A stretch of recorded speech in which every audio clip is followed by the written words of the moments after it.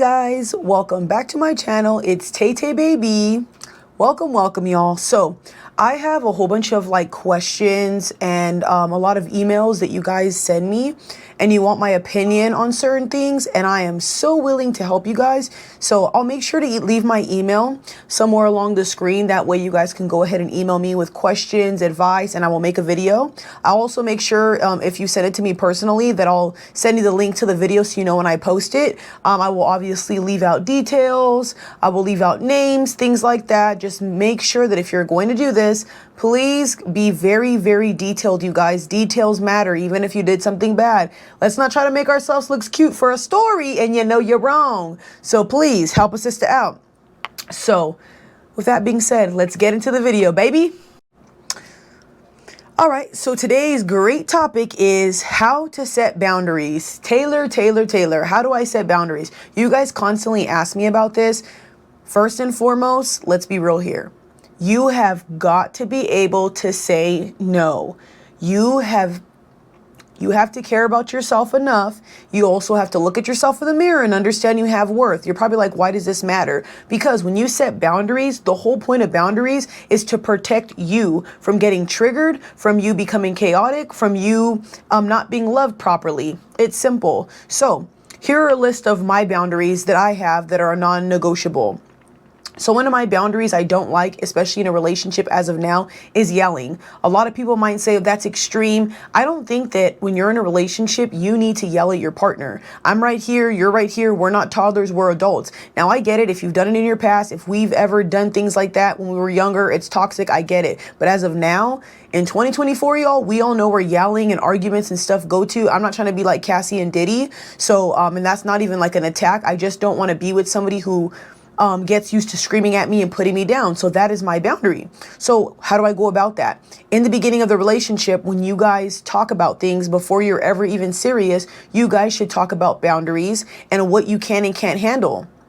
And if that person is to go against your boundary, you're not going to just go, oh, it's okay, and that's it. You have to stand on that, which means either whatever you said in the beginning was you might lose privileges, or I just will leave the relationship. Me personally, I would leave the relationship because I know for a fact that one of the biggest indicators for somebody who's going to end up being super controlling or having very bad anger issues in a relationship is somebody who needs to yell, scream, argue, or break things. Take this information however you want, but this is a boundary of mine, like I said. So you need to let this person know, I don't like that you yell at me. If you continue this behavior, this is what's going to happen. And you have to stand on that, because if you don't stand on that, this person's going to realize, okay, this person's just talking now. So if somebody crosses your boundary, you have to leave. Now, do you always have to leave? Of course not. But being stern with the person and explaining to them this causes your mental health to go shot, or, for you to just not be okay, your partner should care enough about your feelings to not cross boundaries. And I'm telling you right now, if you're with a man or a woman and they're constantly crossing your boundaries after you ask them politely to stop, they don't care about you. And a lot of the times, a lot of people don't learn until you leave them. I'm not a person who says you guys should just walk away and leave you guys. But at some point, if you've asked somebody to stop yelling at you or stop cussing you out or stop calling you names, how much more do you decide to take?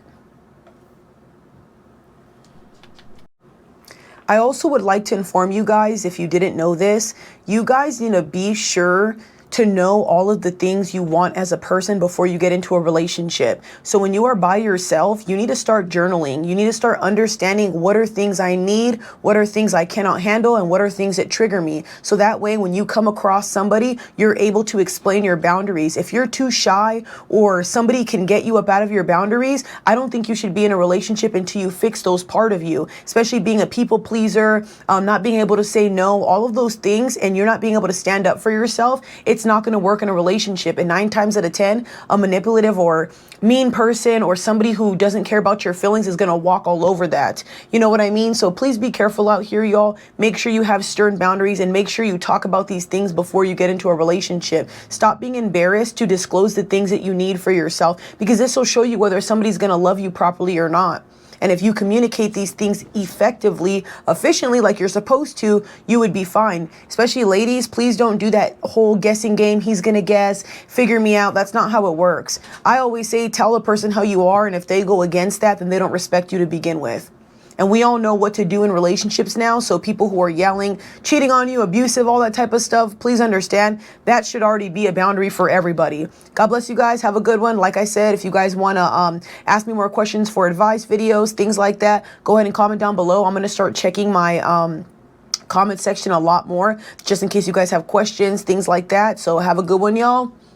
Stay tuned for the next video. Make sure to like, comment, and subscribe. Love y'all. Peace.